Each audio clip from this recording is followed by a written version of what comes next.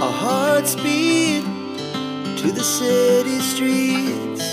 We began to feel the fire. Hello friend, मैं सोनिया फोगाट आपके अपने चैनल साइंस हब में आपका स्वागत करती हूँ। देखिए, ये है हमारा पेपर 20 अगस्त 2022। इसके अंदर जो साइंस के क्वेश्चन हैं वो डिस्कस करेंगे। फर्स्ट क्वेश्चन देखिए, नीचे दिए गए कथनों को पढ़िए और सही विकल्प का चयन कीजिए। चंद्रमा का एक ही मुख सदैव पृथ्वी की ओर होता है और उसका रीजन बता रखा है कि पृथ्वी के इर्द गिर्द परिक्रमण करने के साथ ही साथ चंद्रमा अपनी दूरी पर भी घूर्णन करता है। तो इसका आंसर हो जाएगा ए और आर दोनों सही हैं और जो आर है वो ए की सही व्याख्या करता है। पृथ्वी के चारों तरफ भी 27 दिन में चक्कर पूरा करता है और अपने अक्ष के चारों तरफ भी चंद्रमा क्या है 27 दिन में ही लगभग अपना चक्कर पूरा करता है, इसलिए हमेशा चंद्रमा का एक ही भाग दिखाई देता है। शहद बदलने की प्रक्रिया में पानी की मात्रा निम्न में से कौन सा सही विकल्प है। देखिए, जो मधुमक्खी होती हैं वो क्या करती हैं, शहद जो मधुमक्खी फूलों से जो इकट्ठा करके लाती हैं रस, उसको शहद में परिवर्तन करती हैं और मधुमक्खी के छत्ते के अंदर 3 तरह की मक्खियाँ पाई जाती हैं। तो ये बोलता है कि जब वो मधुमक्खी क्या करती हैं, जो रस है फलों का जो या फूलों का जो रस है उसको शहद में बदलती हैं, तो उस टाइम जो पानी की अमाउंट है वो बढ़ जाती है, घट जाती है। इसमें कोई बदलाव नहीं होता है, यह बढ़ सकती है या घट सकती है। तो इसका राइट आंसर आएगा यह क्या हो जाती है, घट जाती है। अपनी एक पेट की थैली में जमा कर लेंगे और वहाँ पर एक एंजाइम रिलीज करेंगे। वो एंजाइम उसको ग्लूकोज, फ्रुक्टोज और अन्य माल्टोज, सुक्रोज के अंदर ब्रेक डाउन कर देगा। फिर वो उसको क्या करेंगे, श्रमिक मधुमक्खी जो शहद इकट्ठा कर लाई थी, जो उसके अंदर रानी मक्खी या श्रमिक मधुमक्खी थी, उनको भेज देती हैं और वो एंजाइम मिलाती हैं और उसको शहद के अंदर परिवर्तित कर देती हैं। और जब वो उसको शहद के अंदर परिवर्तित करती हैं तो जो फूलों के रस के अंदर पानी है उसकी अमाउंट क्या हो जाती है, कम हो जाती है या घट जाती है। अगला क्वेश्चन देखिए, मछलियों या वायरस या फंगी जो एल्गी सूक्ष्म जीव पाए जाते हैं तो उनसे मछलियों की प्रोटेक्शन कौन करती है। तो मछलियों के ऊपर एक पतली सी झिल्ली होती है जिसको हम बोलते हैं श्लेष्मा झिल्ली या श्लेष्मा परत, जो क्या है सूक्ष्म जीवों से मछलियों की क्या करती है, सुरक्षा। शेर घास नहीं खाता और बहुत से पशु सेलुलोज का पाचन नहीं कर सकते, तो इसके अंदर ए और आर दोनों सही हो जाएंगे। शेर घास नहीं खाता, शेर क्या है, उन जीवों को खाता है जो घास खाते हैं, लेकिन शेर खुद घास नहीं खाता। शेर खुद घास क्यों नहीं खाता, क्योंकि जो उसकी छोटी आंत होती है वो सिर्फ नमक और पानी से बनी होती है और वो सेलुलोज को डाइजेस्ट नहीं कर सकती, इसलिए जो शेर है वो घास को नहीं खाता। अगला क्वेश्चन देखिए, घटक होता है जिसके कारण कुछ व्यक्तियों को एलर्जी हो जाती है। ग्लूटेन नामक एक घटक होता है जिसकी वजह से क्या होता है, कुछ व्यक्तियों को एलर्जी हो जाती है। तो गेहूं के अंदर क्या होता है, ग्लूटोन नामक एक घटक होता है जिसकी वजह से क्या है, कुछ इंसान एक पुष्प विहीन और बीज विहीन पौधा है जो जमीन पर उगता है। निम्नलिखित में से कौन सा सही है।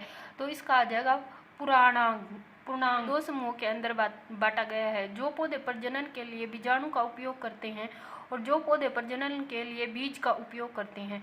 पुष्प विहीन वाले पौधे जो बीज का उपयोग करते हैं उनको अनावर्त बीज कहलाते हैं। अनावर्ती बीज का अर्थ है नगन बीज।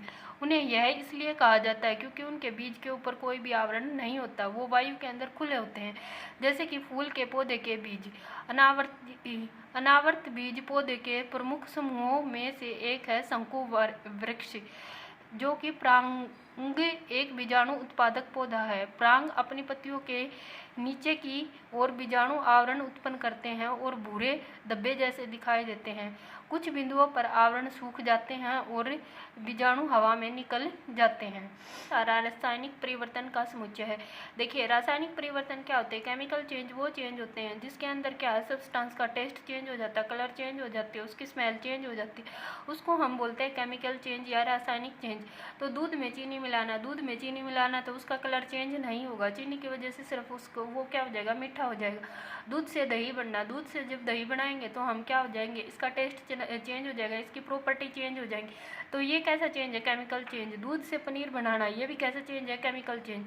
दही से लस्सी बनाना, ये कैसा चेंज है, फिजिकल चेंज। तो इसका आंसर हो जाएगा बी और सी। तंतु और रेशम क्या है, सबसे मजबूत है।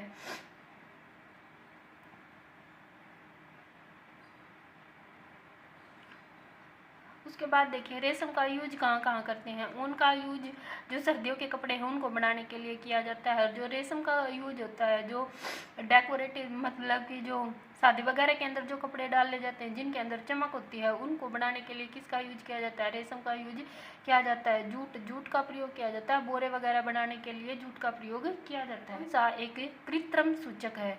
हल्दी का घोल, लिटमस का घोल, मिथाइल ऑरेंज का घोल और चाइना रोज का घोल। जो हल्दी का घोल है वो कृत्रिम नहीं है, वो कैसा है? प्राकृतिक है। लिटमस का घोल भी कैसा है? प्राकृतिक। और चाइना रोज भी कैसा है? प्राकृतिक। तो मिथाइल ऑरेंज का घोल कैसा हो जाएगा?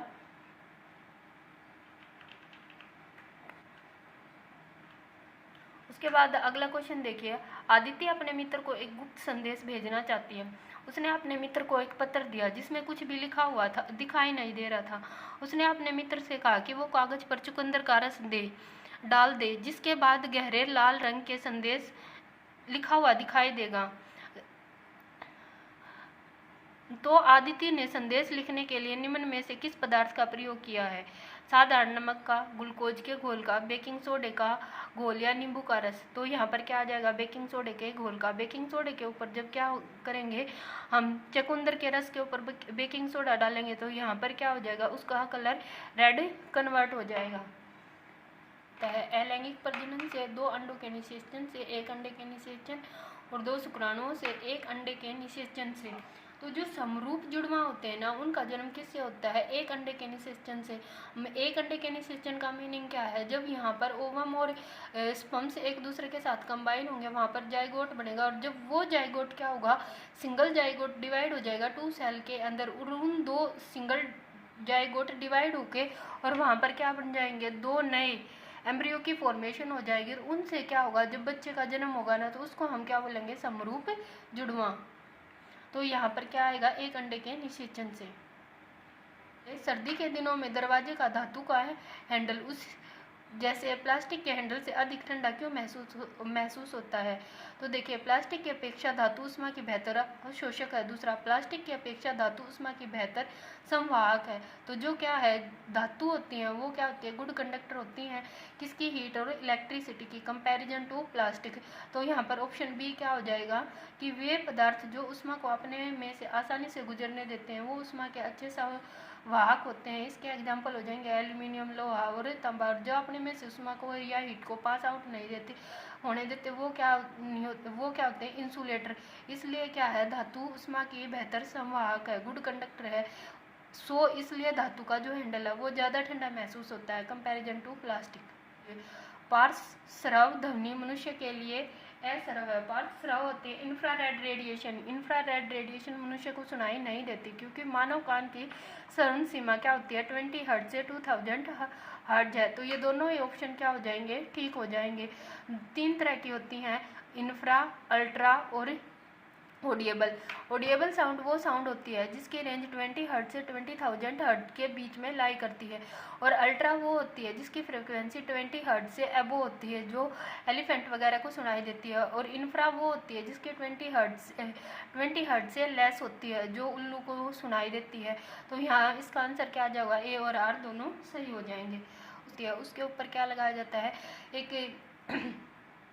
तड़ित चालक वो होता है, जैसे कोई भी मेटल की रोड वगैरह लगा दी जाती है कि जो, और उस मेटल की रोड को क्या है? डायरेक्टली कनेक्ट कर दिया जाता है किसी लॉन्ग वायर के साथ अर्थ के। किसी इमारत में तड़ित चालक क्यों लगाया जाता है? तड़ित चालक होता है कोई भी मेटल की रोड वगैरह जब घर सबसे ऊपर वाली छत पर लगा दी जाती है मेटल की रोड, उसको बोलते हैं तड़ित चालक। और उस मेटल की रोड को डायरेक्टली वायर के थ्रू कनेक्ट कर दिया जाता है अर्थ के साथ। तो वो तड़ित चालक क्या करता है? जब भी क्या है, बिजली वगैरह चमकती है या घर की छत के ऊपर गिरती है तो वो क्या करता है? उसके अंदर जितना भी चार्ज कंटेन होता है वो डायरेक्टली घर के अंदर सेपरेट नहीं होता, वो किसके साथ है? पूरा डायरेक्टली ट्रांसफ़र हो जाता है अर्थ के अंदर। तो इसलिए क्या होता है? घर की छत के ऊपर क्या है? मेटल की रोड को यूज किया जाता है एज ए तड़ित चालक। तो बिजली में इमारत से टकराने पर उत्पन्न आवेश का यह भूमि में संवाहित कर देती है। इसलिए क्या है? घर की छत के ऊपर या किसी भी इमारत के ऊपर तड़ित चालक का प्रयोग किया जाता है। उसके बाद जूट का कपड़ा हो गया, खादी का कपड़ा हो गया। ये क्या कपड़े कैसे होते हैं? प्राकृतिक रेसिस। इसकी जगह अगर हम नायलॉन, रियोन इन सब के कपड़े का यूज करते हैं तो आग दुर्घटना में गंभीर रूप से जलने की संभावना होती है। ऐसा इसलिए होता है क्योंकि वो जलने पर क्या होता है, चिपक जाता है और द्रव बनाता है। इसलिए क्या अधिक पदार्थों को किसी रासायनिक परिवर्तन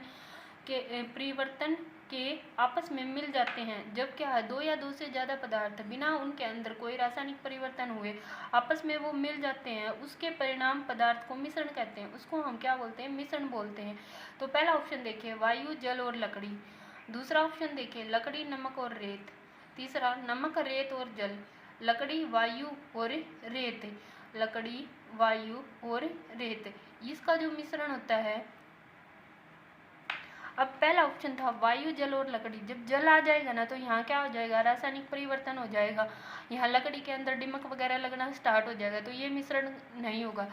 दूसरा, लकड़ी, नमक और रेत। नमक और रेत एक दूसरे के अंदर मिक्स हो जाएंगे तो ये भी कैसे चेंज हो जाएगा? इसके अंदर कोई ना कोई रासायनिक परिवर्तन हो जाएगा, इसलिए ये भी क्या नहीं होगा? मिश्रण। तीसरा क्या होगा? लकड़ी, वायु और रेत, ये क्या होगा? साइकिल सवार 2 मिनट 360 मीटर की दूरी तय करता है, उसकी चाल ज्ञात कीजिए। यहाँ पर है ना, जो 2 मिनट, टाइम कितना है? 2 मिनट, और डिस्टेंस कितना है? 360। स्पीड का फार्मूला हमारे पास क्या होता है? S = डिस्टेंस अपॉन में टाइम। डिस्टेंस कितना है? 360, और टाइम कितना हो जाएगा? 2 मिनट। 2 मिनट को जब हम सेकंड में कन्वर्ट करेंगे तो हम इसको क्या करेंगे? 60 से मल्टीप्लाई कर देंगे। तो 360 को जब हम क्या करेंगे? डिवाइड करेंगे किससे? 120 से। 360 को डिवाइड करेंगे 120 से तो आंसर क्या आ जाएगा? 3 मीटर पर सेकेंड। क्वेश्चन देखिए, जब एक छड़ चुंबक लोहे के बुरादे के समीप लाई जाती है तो लोहे का बुरादा उससे अधिकांश किस भाग पर चिपकता है? जब एक छड़ चुंबक लोहे के बुरादे के समीप लाई जाती है तो लोहे का बुरादा सबसे ज़्यादा कहाँ चिपकेगा? लोहे का बुरादा सबसे पहले दोनों एंड के ऊपर ज़्यादा चिपकेगा, नॉर्थ पोल के ऊपर और साउथ पोल के ऊपर। एंड के ऊपर ज़्यादा क्यों चिपकेगा? क्योंकि वहाँ से क्या होंगी, जो मैग्नेटिक लाइन्स हैं वो क्या हो रही होंगी? इमिट हो रही होंगी, इसलिए क्या है? अधिकांश दोनों किनारों के ऊपर चिपकेगा।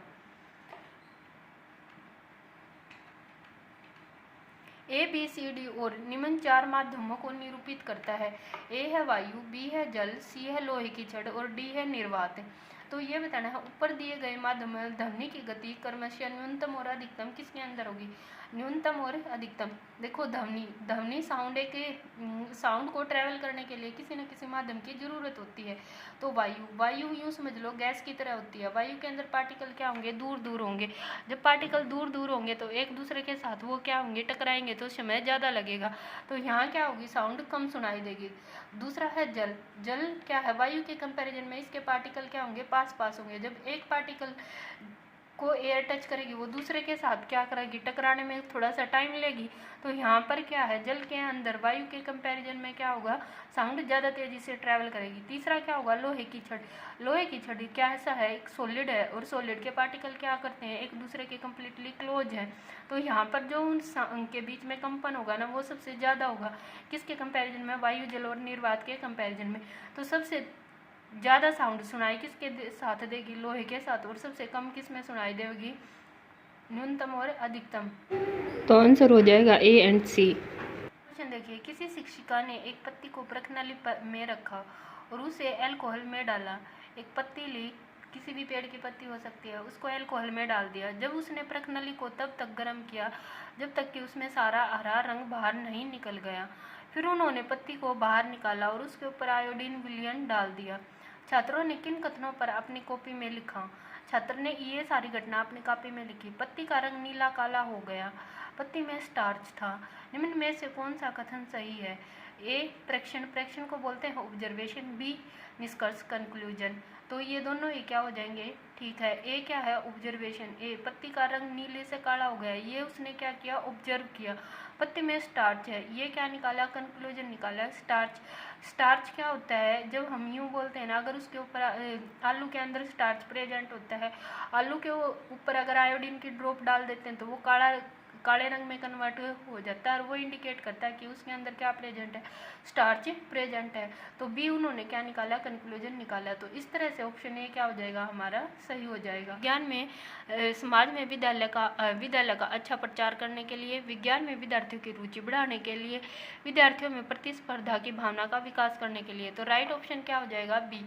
विज्ञान में विद्यार्थियों की रुचि बढ़ाने के लिए क्या है, समय समय पर विद्यालय के अंदर क्या करने चाहिए, विज्ञान मेलों का आयोजन। छात्रों की समझ के स्तर के अनुसार विज्ञान की पाठ्यचर्या अपनाना उसकी डैश को सुनिश्चित करता है। छात्रों की समझ के स्तर के अनुसार मतलब कि 5वीं क्लास के छात्र की जो पाठ्यचर्या है, वो पाठ्य पुस्तक है, वो इस तरह से उसका निर्माण करना चाहिए, उसकी बौद्धिक और उसके आयु के स्तर को ध्यान में रखकर। तो वो उसकी किस चीज़ को सुनिश्चित करता है, वो उसके संज्ञानात्मक वैधता को सुनिश्चित करता है। क्या 7 के शिक्षक ने विद्यार्थियों को कार्य देने के लिए 25 पौधों को वर्गीकृत करने की योजना बनाई। कक्षा जो 7 का अध्यापक था, उन्होंने 25 पौधों को अलग अलग भागों में वर्गीकरण करने की योजना बनाई। निम्नलिखित में से कौन सी योजना जांच आधारित शिक्षण को सर्वाधिक प्रोत्साहित करती है? शिक्षक ने वैज्ञानिक वर्गीकरण प्रणाली को समझाया और दर्शाया। शिक्षक ने छात्रों को वर्गीकरण के लिए नियम समझाए और उन्हें पौधों का वर्गीकरण करने को कहा। शिक्षक ने प्रत्येक छात्र को अपने हिसाब से वर्गीकृत करने के और विचार विमर्श करने की अनुमति दी। शिक्षक देखो 2005 का जो हमारा राष्ट्रीय कैरिकुलम आया था, उसके अंदर ये चीज़ थी कि है ना, छात्र को क्या है, अपने हिसाब से हर समस्या को करके देखने और उसका हल ढूंढने देना चाहिए। तो यहाँ पर क्या है, ये वाला ऑप्शन ठीक हो जाएगा कि शिक्षक ने प्रत्येक छात्र को अपने हिसाब से वर्गीकृत करने की और विचार विमर्श करने की अनुमति दी कि वो अपने हिसाब से क्या कर सकता है, सभी पौधों को वर्गीकृत कर सकता है। या तो वो क्या लेके आधार क्या लेके चल सकता है कि पेड़ों का फूलों का रंग ले सकता है, या उसके फलों के आधार पर कि अनावर्ती बीज हैं और आवर्ती बीज हैं, इस हिसाब से वो क्या कर सकता है, पेड़ों को अलग अलग भागों के अंदर क्या कर सकता है, वर्गीकृत कर सकता है और एक दूसरे के साथ वो क्या कर सकते हैं, विचार विमर्श कर सकते हैं। विज्ञान की पाठ्यपुस्तक में ऐतिहासिक घटनाओं को सम्मिलित होना चाहिए। ऐतिहासिक घटनाएं क्या होती हैं? ऐतिहासिक घटनाएं जो इतिहास के अंदर घटित होती हैं, उन घटनाओं को शामिल करना चाहिए। विज्ञान की पूर्ण समझ के विकास के लिए ऐतिहासिक घटना, जैसे हम ये मान सकते हैं कि पहले हम ये मानते थे कि सूर्य घूमता है, लेकिन जब आर्यभट्ट ने थ्योरी दी तो वहाँ से पता चला था कि सूर्य नहीं, हमारी अर्थ घूम रही है, या कोल। अगला क्वेश्चन देखिए, विज्ञान की पाठ्यपुस्तकों में ऐतिहासिक घटनाओं को शामिल होना चाहिए। विज्ञान की पूर्ण समझ के विकास के लिए विज्ञान की अवधारणाएं होती है कॉन्सेप्ट के ऐतिहासिक विकास को समझना महत्वपूर्ण है। तो इसका आंसर हो जाएगा ए और आर दोनों सही हैं। देखिए एक बार देख लेते हैं। इतिहास और ऐतिहासिक शोध और लेखन के अभ्यास को संदर्भित करते हैं। पहले कथन के रूप में इतिहास किसी भी निष्कर्ष पर पहुंचने के लिए ऐतिहासिक स्रोत, मानवीय विचारों, घटनाओं और प्रक्रिया का अध्ययन करने का विज्ञान है। यह कथन इतिहास को विज्ञान के रूप में भी मानता है कि जो हमारे विज्ञान है, जैसे क्या है, पहले 5वीं तक क्या है, हम जो एसएस और साइंस उसको इकट्ठा ही पढ़ाते हैं। दूसरा कथन है क्योंकि यह विज्ञान और इतिहास के अध्ययन के बीच एक महत्वपूर्ण अंतर पर भी केंद्रित है, क्योंकि यह किसी भी कानून और सिद्धांतों पर आधारित नहीं है जो घटनाओं या सिद्धांतों के पूर्वानुमान की अनुमति देता है, जैसे कि वैज्ञानिक अध्ययन के क्षेत्रों में। चूंकि इतिहास का अध्ययन भी भरोसेमंद आंकड़े हैं, अतः जबकि ए और आर दोनों सही। विज्ञान के मूल्यांकन के लिए निम्नलिखित में से कौन सा कथन सही है? देखो 3 चीज होती है, मापन, आकलन और मूल्यांकन। मापन क्या है? जब हम किसी भी परीक्षा को अंकों के अंदर मापते हैं तो उसको क्या बोलते हैं? मापन। और जब अंकों का मूल्य निर्धारित कर देते हैं तो उसको क्या बोलते हैं? मूल्यांकन। और आकलन क्या होता है? आकलन जब कोई भी अध्यापक बीच बीच में छात्रों से प्रश्न पूछता है ये जांचने के लिए कि उसका अध्यापन कार्य कितना प्रभावशाली है, तो उसको क्या बोलते हैं? आकलन। यहाँ पर देखिए, वस्तुनिष्ठता और समतुल्यता के सभी विद्यार्थियों को एक ही प्रकार के कार्य देने के लिए मूल्यांकन क्यों जरूरी है? उत्तरों के मूल्यांकन में सही वैज्ञानिक शब्दावली का उपयोग एक मानदंड होना चाहिए। विद्यार्थियों को अपने उत्तरों के लिए दिया गया तर्क मूल्यांकन का एक आधार होना चाहिए। विद्यार्थियों को अपने उत्तरों के लिए दिया गया तर्क मूल्यांकन का एक क्या होना चाहिए, आधार होना चाहिए। तो मूल्यांकन क्या है, ये चीज़ समझने की कोशिश करो। जब विद्यार्थी कोई भी उत्तर दे रहा है तो उसके साथ वो अपना तर्क भी दे रहा है कि ये चीज़ इस तरह से हो रही है, तो वो क्या होना चाहिए, मूल्यांकन का आधार होना चाहिए। इसका राइट आंसर क्या हो जाएगा, सी। से कौन से कथन विज्ञान की प्रकृति का वर्णन करते हैं। विज्ञान ज्ञान अस्थायी है, विज्ञान व्याख्या खंडन योग्य है, यह अपने आसपास की दुनिया की व्याख्या करने का एक प्रयास करता है, यह ज्ञान का परम भंडार है। तो विज्ञान ज्ञान अस्थायी है, क्योंकि विज्ञान के अंदर कोई भी चीज़ स्थायी नहीं है, वो कोई भी कॉन्सेप्ट, कोई भी थ्योरी क्या है, परमानेंट नहीं है। उस समय के अनुसार उसके अंदर क्या आते रहते हैं, चेंज आते रहते हैं। दूसरा, वैज्ञानिक व्याख्या खंडन योग्य है, विज्ञान क्या है, एक ऐसा विषय है जिसके अंदर हम किसी भी कॉन्सेप्ट की क्या कर सकते हैं, व्याख्या कर सकते हैं। यह अपने आसपास की दुनिया की व्याख्या करने का एक क्या करता है, प्रयास करता है। तो ये तीनों क्या हो जाएंगे, राइट आंसर। पूर्व अर्ध में निम्न में से किस सूक्ष्म स्तर पर सम्मिलित किया गया। माध्यमिक विद्यालयों में विज्ञान के शिक्षण अधिगम प्रक्रिया को बेहतर बनाने के उद्देश्य से 1900 स्तर में निम्न में से किसे सूक्ष्म स्तर पर सम्मिलित किया गया।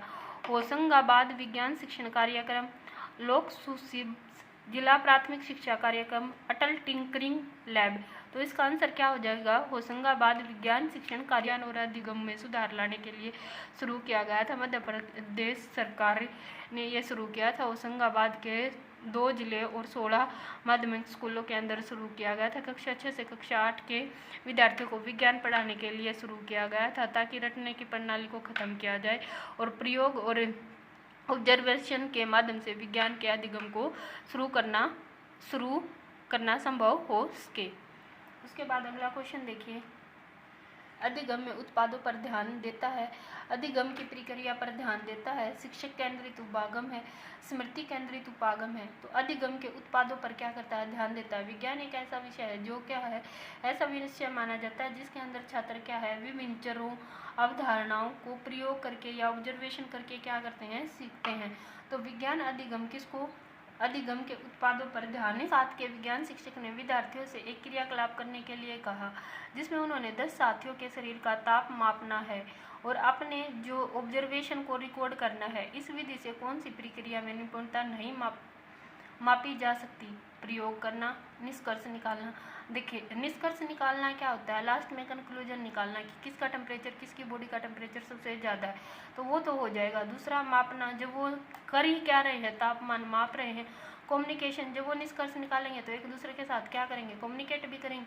तो प्रयोग करना, वो कोई प्रयोग नहीं कर रहे, वो सिर्फ क्या कर रहे हैं, बॉडी का टेम्परेचर मेजर कर रहे हैं। तो कौन सा आंसर हो जाएगा, राइट, प्रयोग क्लास, जिसमें हमने किए 2022 के साइंस के क्वेश्चन आंसर। अगर आपको अच्छी लगी तो प्लीज़ चैनल को सब्सक्राइब करें और वीडियो को ज़्यादा से ज़्यादा शेयर करें। Thank you.